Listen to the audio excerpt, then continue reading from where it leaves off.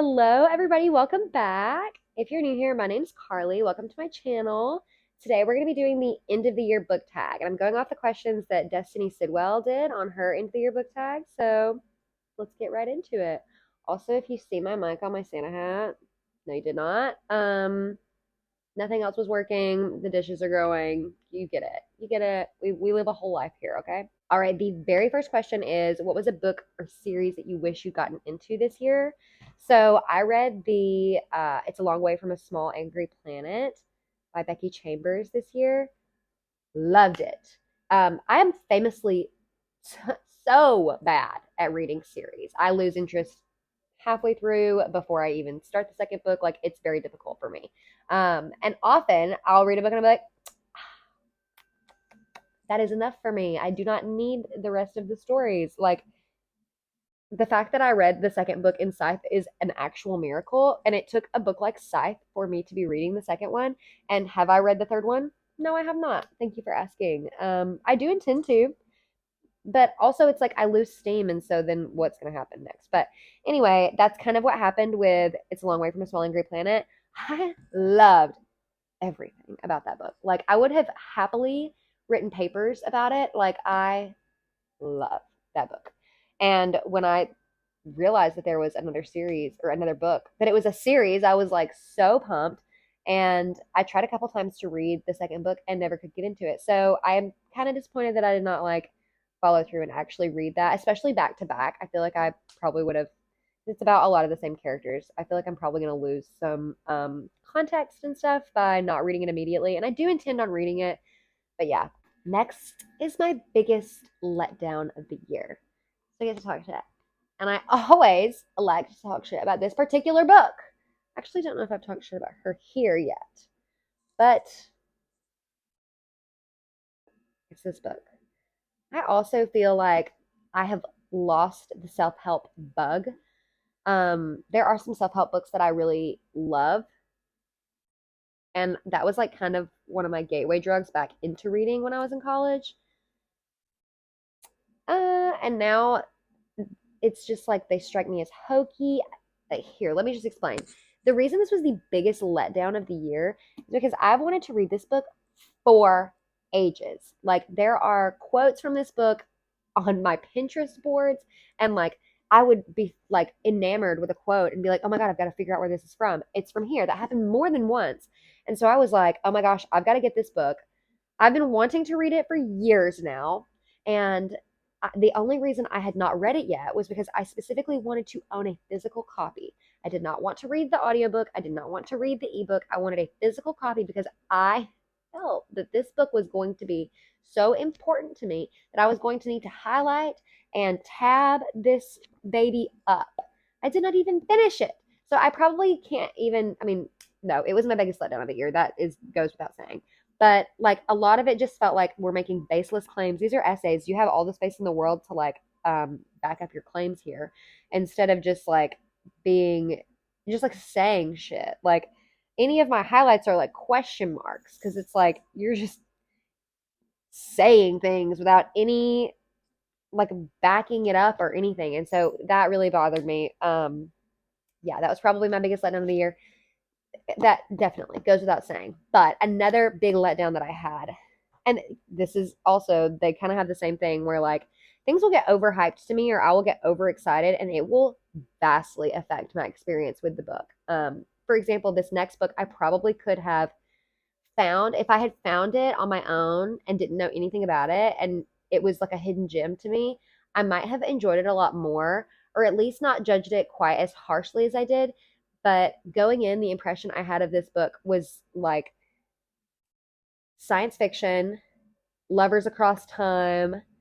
You know what it is. Lovers across time, and they're writing these like eloquent, like profound letters to one another.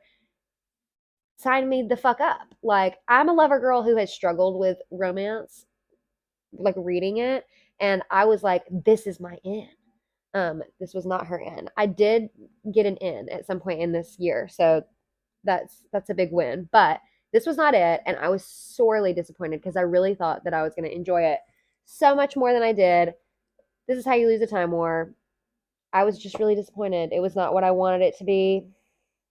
Yeah, that's all.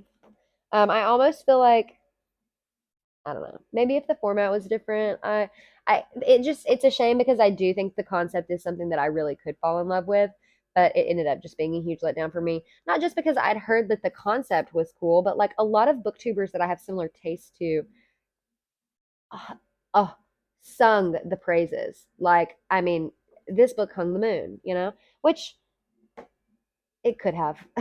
And maybe if I hadn't watched all those videos and maybe if had no synopsis of this book and I just picked it up off of a random shelf, I might have had a different opinion of it. But, you know, so it goes.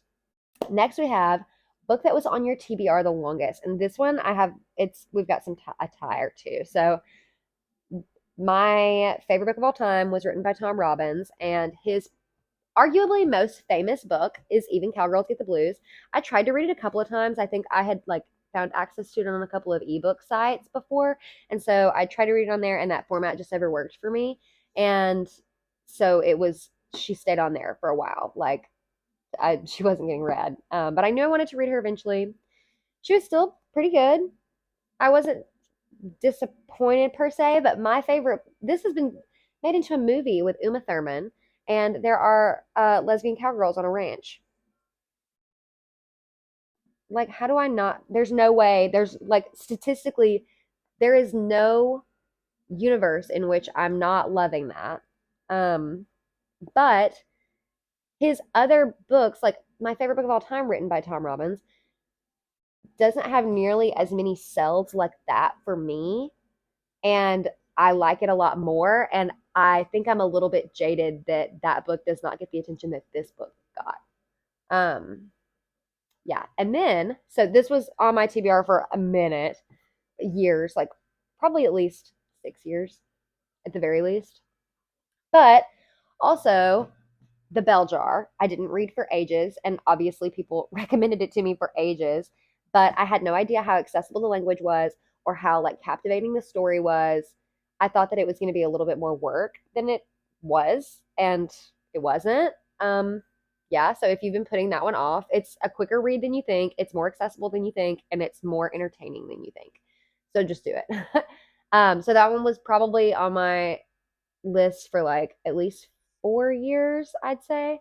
And then last is The Hobbit, which could arguably have been on my list for ages and ages because my dad is a huge fan and had wanted me to read it for so long, and I did finally read it this year.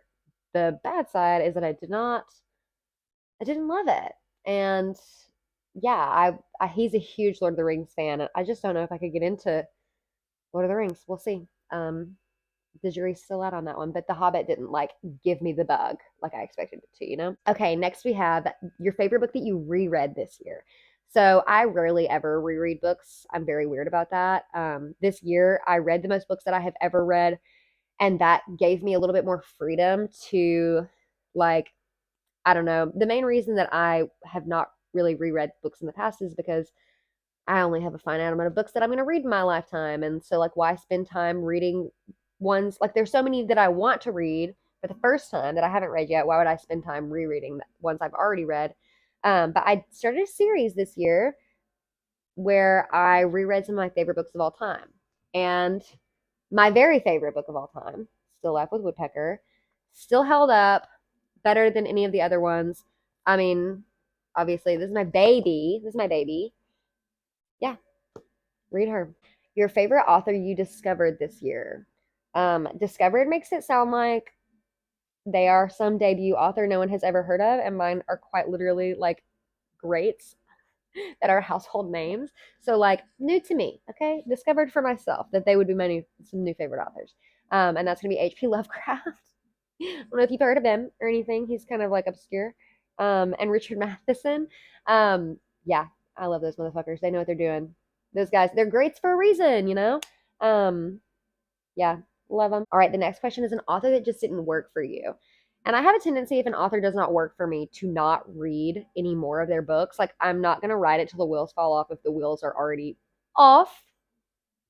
But I will say one book that I read that I have seen this author put out other books that I have thought to myself, interesting concept. Maybe I would like that.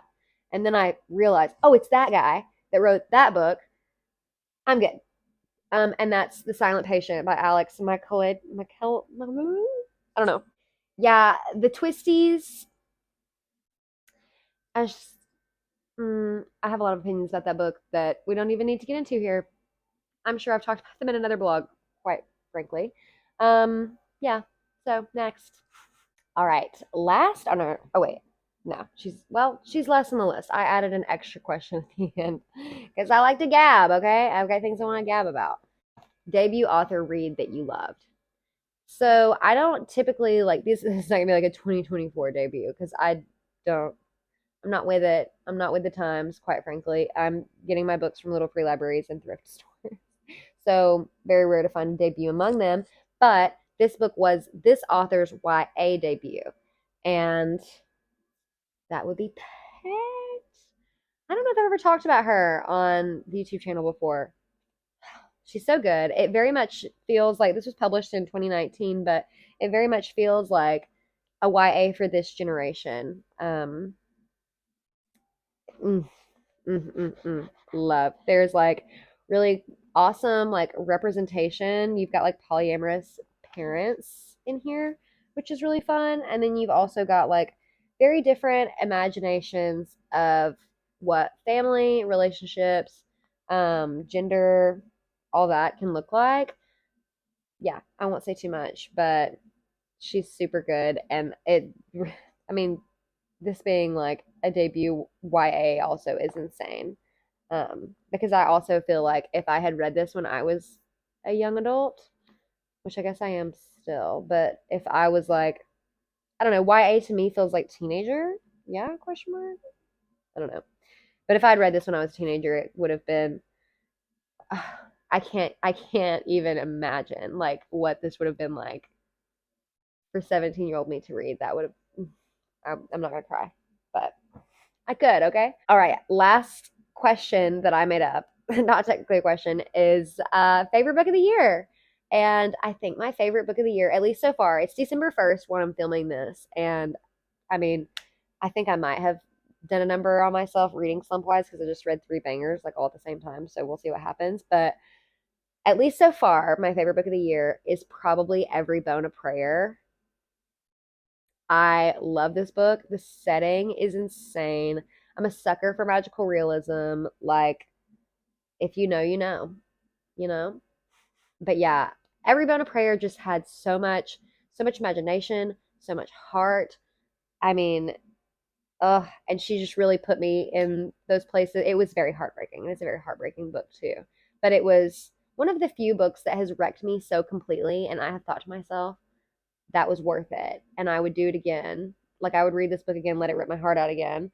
Um, yeah, and I like not saying like I don't like to cry or anything like that, but I felt like I came away with something. You know what I mean? Like, almost feel like it helped me understand my childhood and maybe even like the loss of childhood better. Hey, Salem. Yeah, so highly recommend that book. Probably my best read of the year, and I had some bangers. Okay, so yeah, thank you so much for watching. Maybe I'll do another book like closer to the end of the year and just go through like highlights of the year because I really did have a lot of books that I loved that I just would love to gab about. So I don't know, we'll see. Thank you so much for watching, and I'll see you next time.